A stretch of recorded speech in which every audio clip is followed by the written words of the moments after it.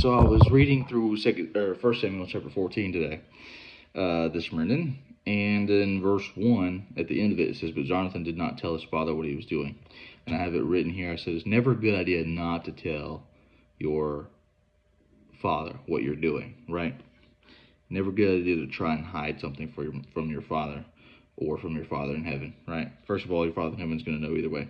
But moving right along down in verse 10, "But if they say, 'Come on up and fight them,' then we will go up. That will be the Lord's sign that he will help us defeat them."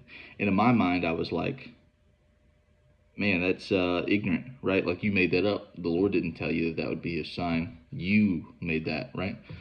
You go down, it says, they said the thing, right? And he was like, "Come on, climb up right behind me, for the Lord will help us defeat them."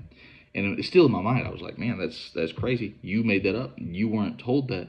That's just something that you are going off of.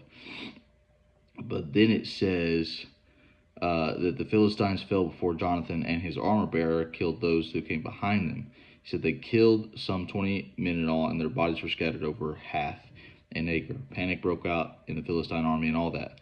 So I was like, dang, he was right though, right? The Lord did help them.